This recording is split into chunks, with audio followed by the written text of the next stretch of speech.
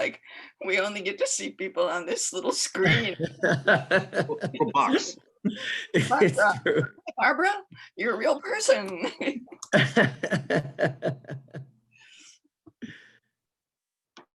All little squares. Right. It's So- just. We are recording and we're live on YouTube. Mr. Chair, with your permission, I would like to go over the housekeeping remarks. Yes, please go ahead. Thank you. Good morning. Thank you for participating in our remote meeting for the Stationary Source Committee meeting. We will do our best to facilitate a smooth meeting with public participation. We ask that everyone be patient as we navigate this together. We have two formats for participation, the Zoom web application as well as teleconference. Before we begin, I want to review some guidelines and general instructions for the meeting. These are very important, so I ask that you pay close attention. Please silence your other communication devices such as your cell or desk phone. This will ensure that we're not hearing any feedback or causing interruption during the meeting. During the meeting, all participants on Zoom, except for the committee members and the South Coast AQMD staff, will be placed on mute by the host. That means that you will not be able to mute or unmute your lines manually. After each agenda item, the chair will announce for public comment. For those on Zoom, if you would like to make public comment on the Zoom screen, please click on the raise hand button. This will signal to the host that you would like to provide public comment and you will be added to the list. If you're using Zoom on your smartphone, please tap the raise hand button on the bottom of the screen. For those calling in using the phone line only, you can dial *9 on your keypad to signal that you would like to comment. Your name will be called when it's your turn to comment, and the host will unmute your line automatically. Please note, you can hang up or leave the Zoom meeting at any time. Please adhere to speaker time limit. Please treat others with courtesy and civility, and respect the public meeting process. Rules prohibiting the use of signs or posters remain in effect for video participation. Profanity, discriminatory comments, or obscene gestures is prohibited. Disorderly, unruly, or aggressive behavior that infringes upon the rights of others or disrupts the good working order of the meeting is also prohibited. Any violation of the above rules can result in your mic being mute, your video feed shut off, or you being dropped from the phone or the Zoom meeting. Thank you. And with that, Mr. Chair, the meeting is yours. Very good. Thank you very much. First off, we'll go ahead and do a roll call. Senator Delgado. Board Member Krakoff. Here. Councilmember Mitchell. Here. Supervisor Rutherford. Here. Councilmember Benoit. Here. Thank you. All right. Thank you everyone for joining us for our Stationary Source Committee meeting, October 16th. We're going to get our first item. Item number 1, determine the proposed amendments to Rule 445 and wood burning devices. Tracy Gross, go ahead and take it away. All right. Thank you, Mr. Chairman. Good morning, everyone. My name is Tracy Goss. I'm a Planning and Rules Manager, and I have a brief presentation regarding our proposed amendments to Rule 445. As many of you know, Rule 445 was adopted in 2008 to reduce PM 2.5 emissions from residential indoor and outdoor fireplaces and wood stoves. Adoption of the rule was necessary to attain the PM 2.5 health-based standards for fine particulates. The rule establishes restrictions on wood burning devices and new developments, requires replacement units to be certified. It also establishes our wood burning curtailment program known as Check Before You Burn for declared no burn days, as well as other requirements. It's also important to point out that reduced wood burning also reduces VOC emissions, which can have an impact on lowering ozone. Next slide, please. Next slide, please. The 2016 AQMD was adopted to implement 2008 ozone standard. As an extreme non-attainment area, the basin relied on Clean Air Act Section 182A5 measures to comply with the attainment contingency requirement for ozone standard to demonstrate compliance with reasonable further progress, as well as contingency if the milestones are not met. During the US EPA evaluation of the 2016 AQMD and as a result of the Ninth Circuit Court requirements for contingency measures, what is now known as BAR versus EPA, the US EPA advised us that contingency measures identified in the 2016 AQMD were not sufficient and that we must adopt a local contingency measure to be triggered upon finding a failure to meet the RFP milestone of the 2008 hour ozone standard. In 2019, US EPA approved the ozone portion of the 2016 AQMD for the basin, except for the contingency measure requirement, which was conditionally approved, and relying on our commitments to adopt new and modified rules to provide additional reductions in the event the basin fails to meet these milestones. And for those rules to be forwarded to EPA as a part of the SIP revision. As a part of this, we are under a deadline of October 31st to submit the ozone contingency measures to EPA. As you know, Rule 445 was amended this last June to add PM 2.5 contingency measures. The first contingency measure has already been triggered for failure to meet the 24-hour standard. So beginning on November 1st, next month, the residential no burn days will be based on a forecast of 29 micrograms per cubic meter as opposed to 30 micrograms. Next slide 4, please. So our proposed amendment is to add contingency measures for the ozone standards to Rule 445. These contingency provisions would automatically go into effect only if EPA makes a failure finding. This expedited rulemaking is necessary to meet that October 31st deadline. Next slide 5, please. The proposed amendment to Rule 445 adds ozone contingency measures that would only be implemented if EPA makes that determination of either failure to demonstrate reasonable further progress or failure to meet reasonable ozone standard. The no burn triggers are based on our existing ozone standards. Trigger 1 is based on 80 parts per billion, equivalent to the 1997 standard. Trigger 2, 75 parts per billion based on the 2008 standard, and trigger 3, 70 parts per billion based on the 2015 standard. Next slide 6, please.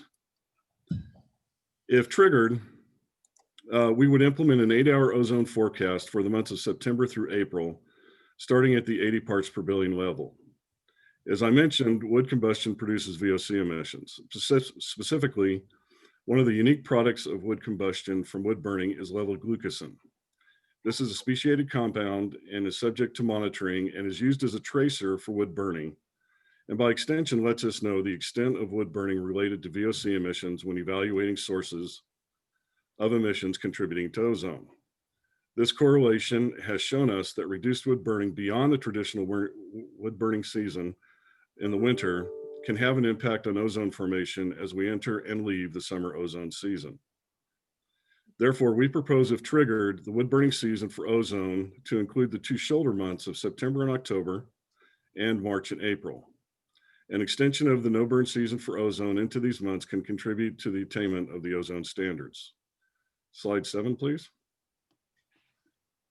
As you can see, there are emission reductions associated with the ozone related to no burn days if these contingency measures are implemented. Any reductions will be used as a part of the demonstration towards attainment of the applicable ozone standards. It is important to note that these provisions will only kick in if EPA makes a determination, so these requirements are, if you will, in standby mode until that time. Slide 8, please.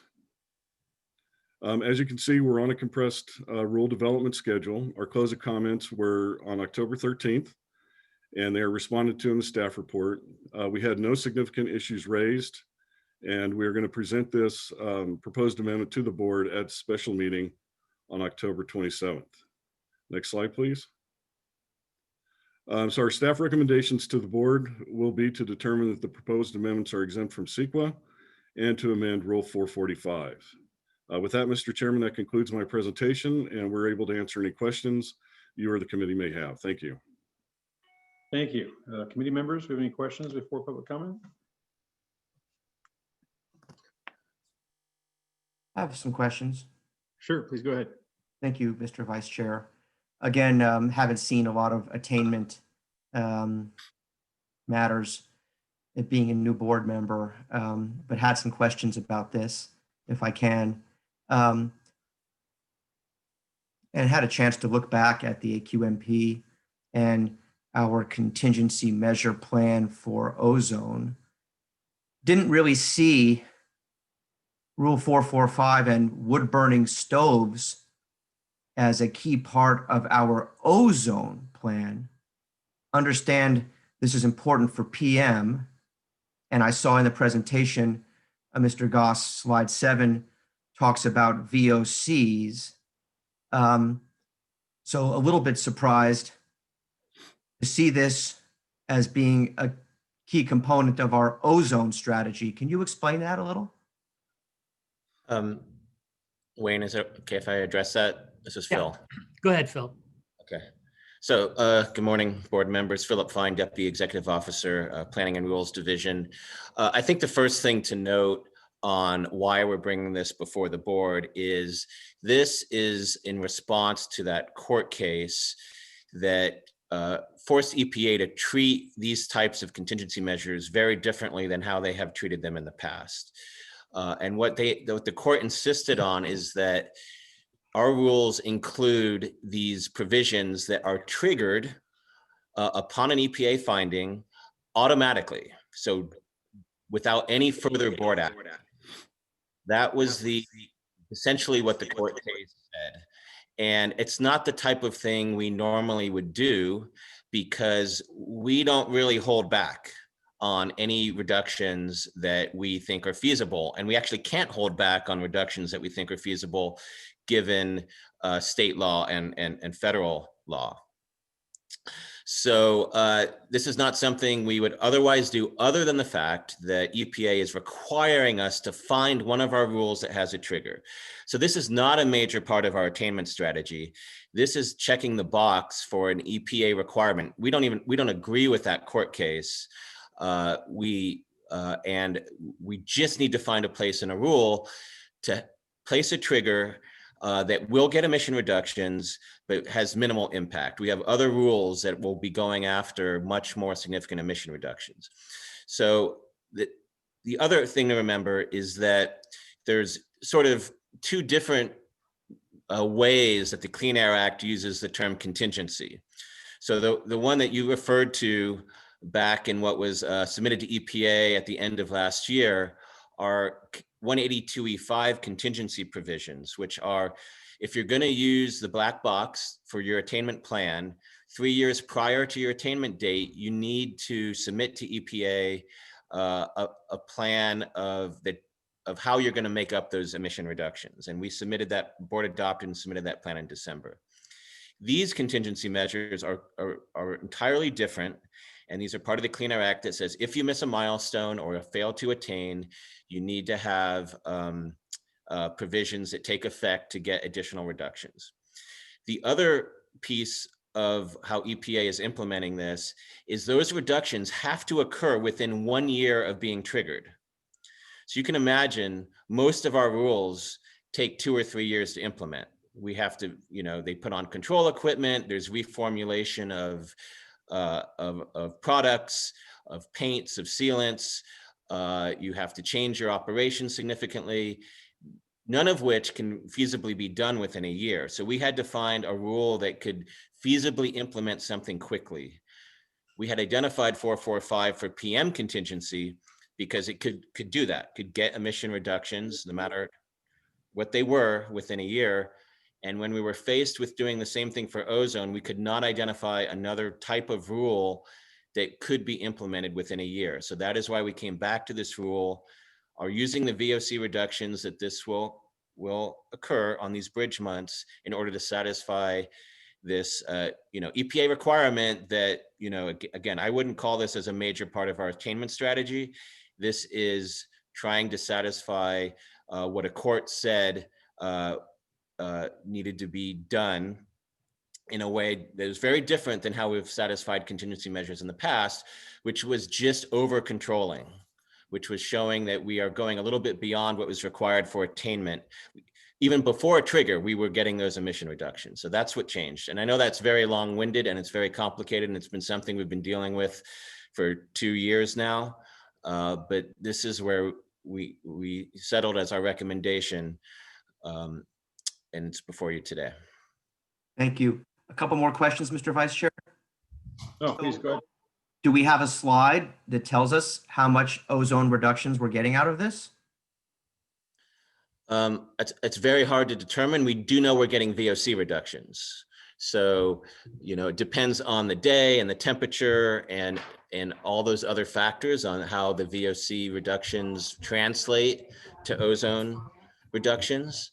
Our highest days tend to be in the outside the season, in the June, July, August timeframe. But this year, we had some of our highest ozone days in these 4 months under consideration under this rule. So it's not a simple one-to-one relationship between these VOC reductions and ozone. But for context, we have on the order of 300 tons per day of VOC emissions in the basin overall. So you can see that these are not going to have a major impact on ozone.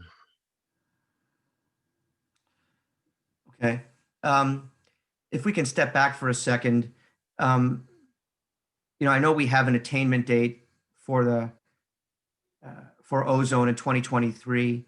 I don't even know offhand if that's in January of 2023 or by the end of the year. Perhaps in answering this question, you could answer that. But I'm also seeing, lots of tweets and other information on how we're doing this year with ozone. What is your understanding of how we are looking in terms of attainment? We went, I know, from great air quality days in March, April to extremely poor quality days, some of the worst in decades over the last few months. Do you have an assessment about where we're going to be with regard to our 2023 ozone attainment? Yeah, so you're absolutely correct. There's no sugarcoating. This year was horrendous for air quality in Southern California, and there's a few reasons for that, both for PM and for ozone. And there's sort of three unusual factors that hit us this year, all overlapping, making it a very complicated picture. So one was the COVID, related slowdown and changes in emissions. We know we probably got a 10 to 20% reduction in NOx emissions from at least on-road sources. The jury is still out on overall how many NOx reductions we saw because of the COVID slowdown.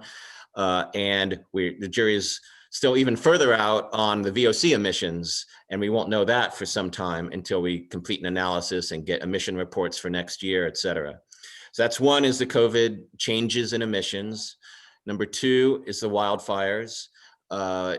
Starting in June this year, essentially going all the way through today, we're getting more wildfire impacts on a more consistent basis from a wider area than we've ever seen before. And that'll affect PM primarily, but it also has effects on ozone. And third, we had a very strange, summer and spring and fall. We had some record-breaking heat waves in late April, early May. We had record-breaking heat waves in July, and now we're seeing some record-breaking heat waves in middle of October. And not just the heat, but some odd wind and meteorological conditions that are leading to those heat waves that we haven't seen and aren't typical. So all those things make a complicated picture, but the end result are some pretty high ozone levels this year, especially for the 1 hour ozone standard. For the 8 hour ozone standard, our sort of test of whether we meet attainment in 2023 is a 3-year average between 2021 and 2023. So this year is not part of that average. So there's still some hope for that 3-year average being a little better, not including this year. It will have some effect on our modeling exercise for the next AQMP, however. For the 1 hour standard, I think you're referring to, we saw some of the worst 1 hour ozone levels we've seen in a long, long time this year. For the 1 hour ozone standard, our deadline year is 2022. So this will go into that averaging period. And as EPA has already received some notice from other groups that they're concerned about that, and that if you just take this 1 year of data, regardless of what we get in the next 2 years, if this 1 year is all finalized and certified, it's all preliminary at this point, we will not be able to meet the 1 hour standard in 2022, even if we had clean data in the next 2 years, just because we had so many high days this year.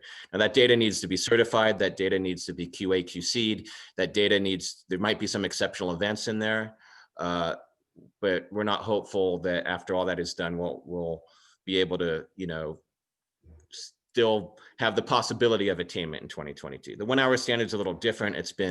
Was revoked. It's under some different EPA implementation rules, but it's still an issue. Well, it's very complicated, and thank you for that. I know these things aren't easy, and I know that they're a challenge for the staff and the board in terms of the science and the technology. What I'm still learning, I guess, the difference between the 182E contingency measures and whatever contingency measure the court case down in Arizona dealt with. I did read our contingency measure plan from last year, which has a lot of stuff for incentive dollars, which I'm not sure we're going to be able to achieve. It has the biggest tonnage reductions have to do with the MOU for the ports, which hasn't occurred. So I think you just referenced something from some enviro groups around these topics and attainment. Maybe you can clarify what that was, but at what point in time do those contingency measures kick in if we're having attainment challenges?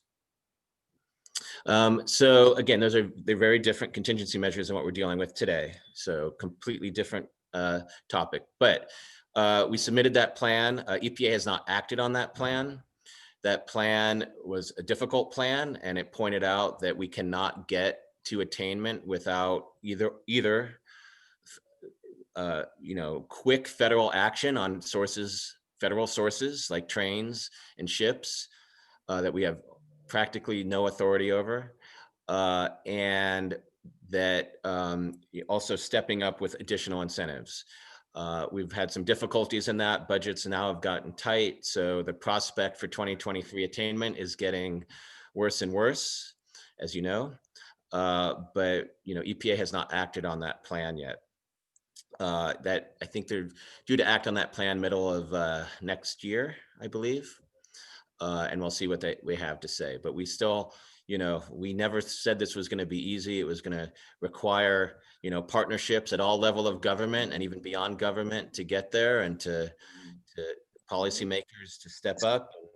We've done our best. We haven't quite got what we needed yet. Just finally, thank you, Mr. Vice Chair. Last question. You did make a reference to some groups. Are you referring to this petition that recently was served on the agency? What is that? The petition was served on US EPA to make a finding of failure to attain for the 1 hour ozone standard, just based on, again, the 3-year average that they're supposed to look at is 2020 through 2022. But their claim is that EPA can move forward just based on 1 year of perhaps even non-final data to make that failure to attain finding. Okay. Be interesting to get our perspective on that. Well, thank you for those questions and for the candor in answering them. And thanks for letting me ask those, Mr. Vice Chair. No, thank you. Good questions. We do have a public comment on this item. Harvey Etter. Harvey, go ahead.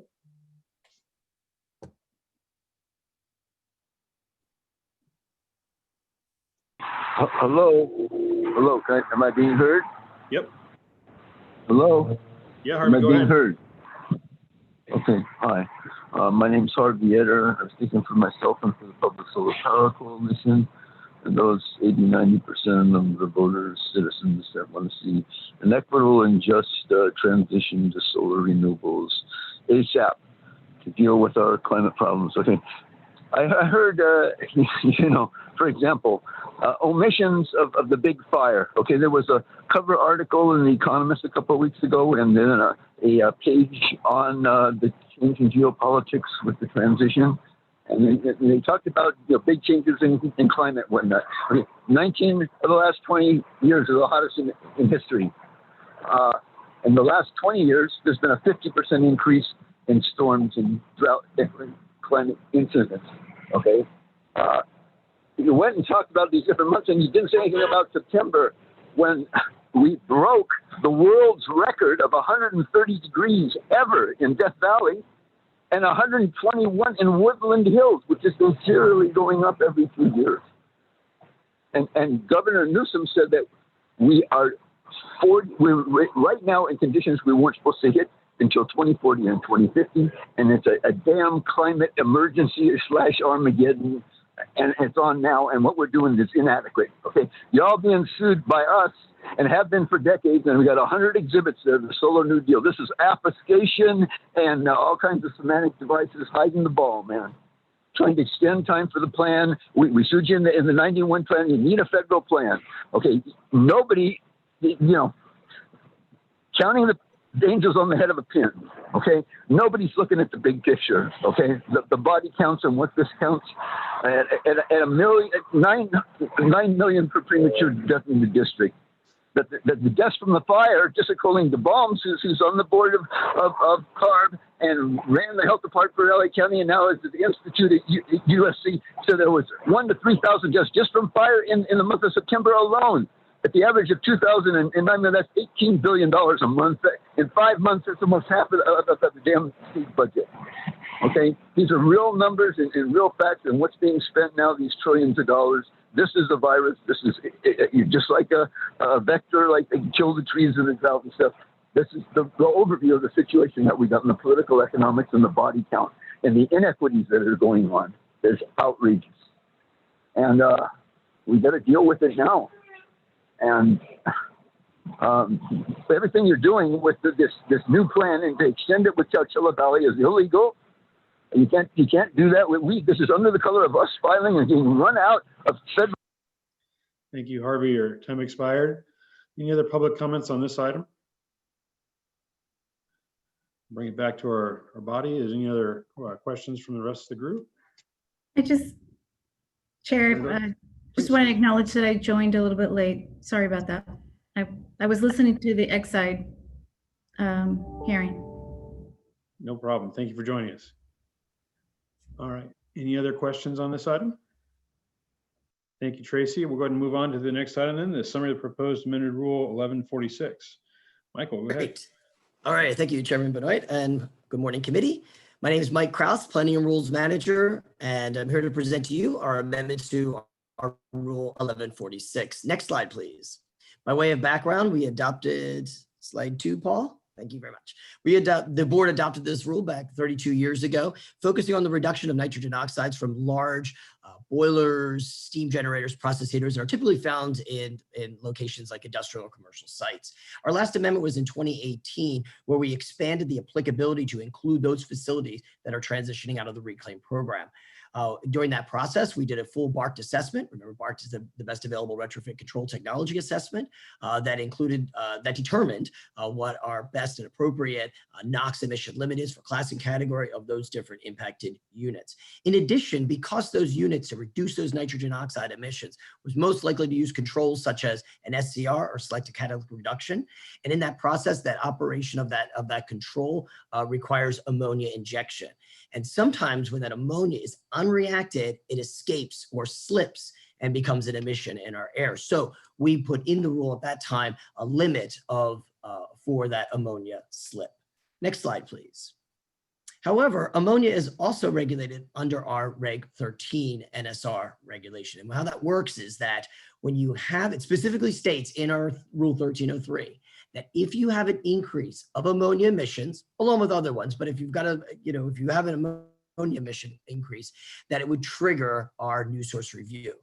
More specifically, it would require one to comply with the best available control technology or BACT for ammonia for something like an SCR. The current BACT limit is 5 ppm. That's the same limit that we had in the rule. And so upon further thought after we adopted the rule 1146 was that really when we're dealing with addressing ammonia limits, it's best addressed actually during the permit processing time when one is looking at compliance with our Reg 13. So this would also, by the way, allow for those permit engineers to evaluate BACT, which they do already on a case-by-case basis. And the idea is that when the engineers take a look at that and they're making those certain determinations, compliance with Reg 13, and determining the appropriate ammonia limit with regards to ensuring that the NOx limit is being met. So we feel that this is really a process that should be taking place during that time. Next slide, please. Okay, so what's our suggestion? What's our amendment? It's kind of what we would call a surgical amendment, and that's just basically to remove that ammonia concentration limit of the 5 ppm from Rule 1146 and allow it to be addressed under the permitting process time, under Reg 13, and more importantly, this would avoid any sort of conflicts between a rule or compliance with Reg 13. However, next slide, please. I just want to note something else, however, that we do plan to retain the requirements in the rule for demonstrating compliance with the control equipment, meaning that in order to ensure that they're meeting that ammonia limit that gets imposed in the permit, that we still are requiring those folks to have quarterly source test, or they could utilize or install a continuous emissions monitoring system, a SEMS, for ammonia. And that's another option for them. But we're going to maintain that requirement in the rule. And the next slide. So in conclusion, we want to set hearing for November for this amendment. For the public hearing in December, we've determined that there are no significant adverse impacts to the environment, so it will be exempt under CEQA, and there's no adverse socioeconomic impacts. And that concludes my presentation. So open for questions. Very good. Any board member questions on this?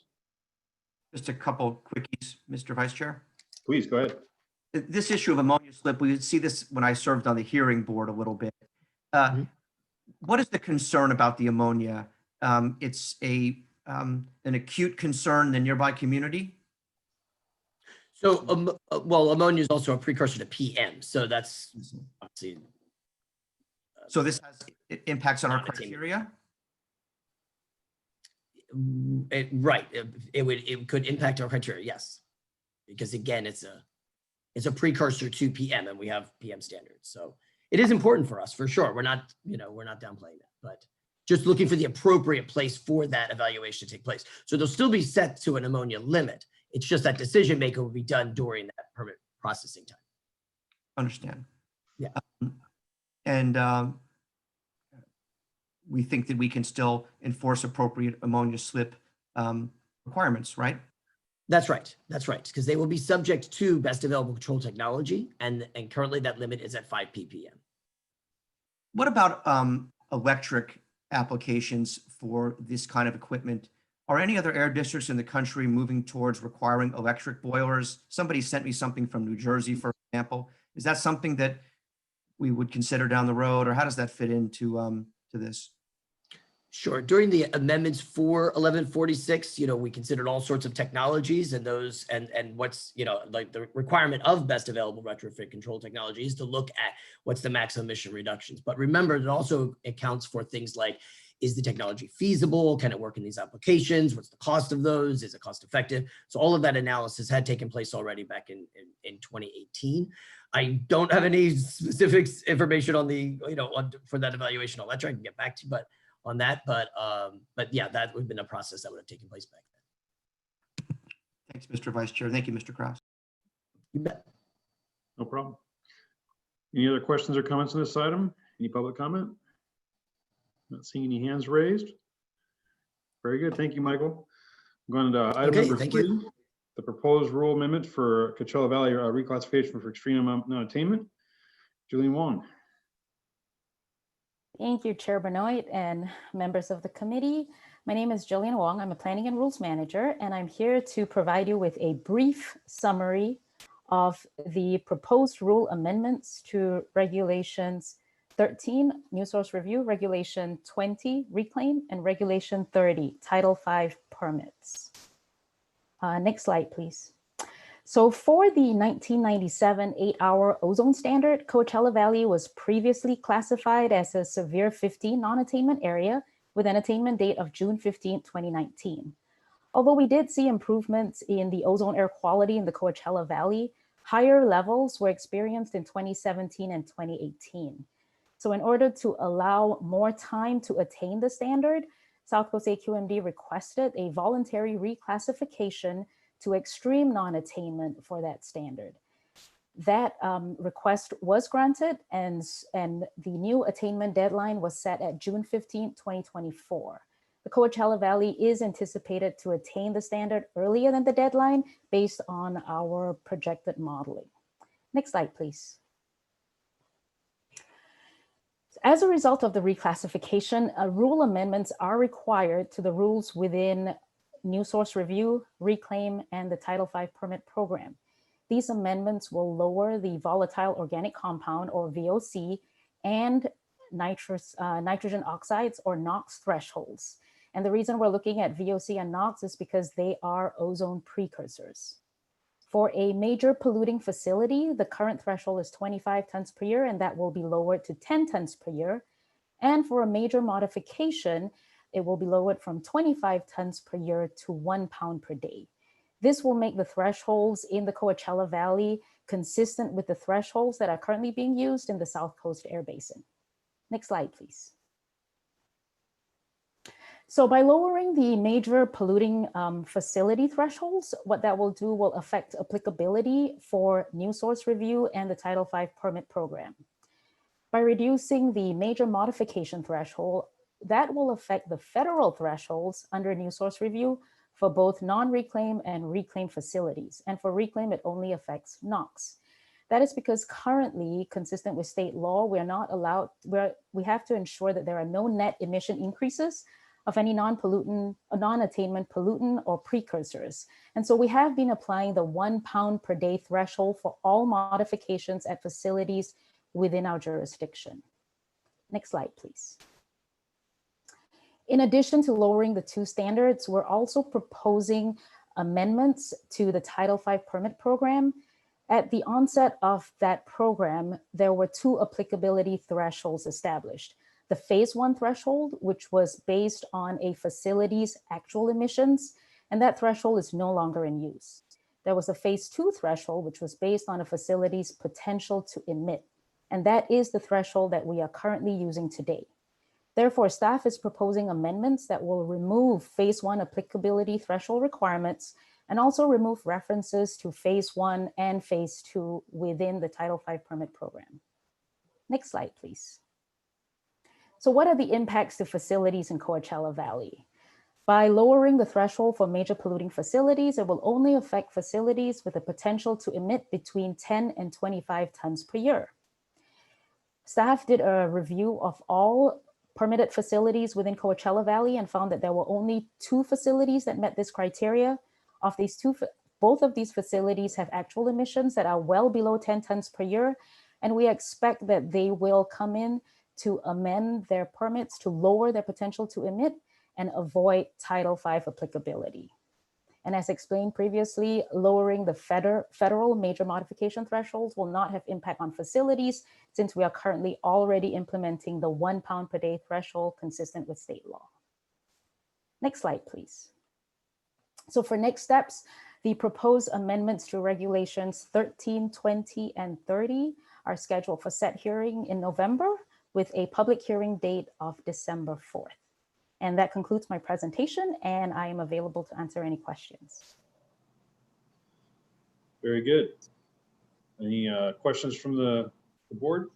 Mr. Chair, I have a question. Sure, go ahead. What are the 2 facilities? The 2 facilities are the Eisenhower Medical Center and Armtech Defense. I'm sorry, what was the second one? Armtech, A-R-M-T-E-C. Thank you. I've been to both those facilities over the years, and I'm glad to hear they'll be able to come in under those limits and move forward and continue to operate. So, and thank you for bringing forward this, sounds like to me, more or less cleanup language, so that's great. All right, any other questions? Any public comment on this item? Not seeing any? All right, thank you very much. Thank you. We have our written reports attached. Anyone have any questions or items they wish to pull from the written reports? Not seeing any. Any other business from any of the members? Mr. Chair. I do have some other business I'd like to bring up again. I saw another story again about cement crushing in a neighborhood up in San Bernardino. Sounds like the cement maybe from the old warehouse that, not old, it was a new Amazon warehouse that burned down, and they're having to crush the cement now to recycle it, which is fine. But what's happening again is this appears to be up against the neighborhood and in an area that, there might be some residential concern about dust, and that was what was raised in the article. This happened again in my city, and it's still happening off of the freeway interchange here in Wildemar. And I know it's happening around the air district. What I really like to see is at least a minimum amount of reporting activity, tracking of the use of the water to make sure they're actually putting water on the sites to keep the dust down, and just a basic notification board at these sites so the public has an idea of who to contact rather than first having to track down how to even deal with this and then finding hopefully an AQMD member to then hopefully patch them into the 800 number and then us having to go out and respond, where it should have been just going directly to the facility operator. So at least they have an opportunity to correct the situation. So I'd just like to hear where we're at with that. And I brought it up a couple months ago, but has there been any movement? Do we have any plans for that going forward? So, Mr. Vice Chair, let me jump in, and then perhaps planning can also. Certainly, the issue that you raised with regards to the cement question is one that we've been addressing from an enforcement perspective. But as you say, this really is sort of a catch-up. And one of the things that you've asked us to do is to look at going forward, how can we actually address this and make it so that people are notified, people know who to contact. And so one of the things that we're looking at for 2021 is actually engaging in rulemaking for cement recycling and crushing. And through that process, we can make sure that we have the elements that you've discussed and then see if there's other aspects that we can also include within that. So we will include that in the rulemaking calendar for the coming year. Great. And yeah, the one other element, I think maybe I failed to mention it, but I think we've talked about it, is a notification to the homeowners within a certain radius of that location. Because I think that will help these entities decide just to do it maybe in an area that doesn't affect people. We're not doing it in people's backyards. Just by having the requirement of the notification seems to modify that behavior by these entities. And I do want to make sure we're capturing Caltrans in that too. And it's, so happy to hear that's moving forward. And I just want to bring that up one more time. Thank you. All right. Any other public comment on items not on the agenda? Going once, going, oh, I do see a hand raised. Phone number ending in 990. I'm guessing maybe that's Harvey. Right. Harvey Utter, go ahead. Hello, it's Harvey Utter again. Okay. To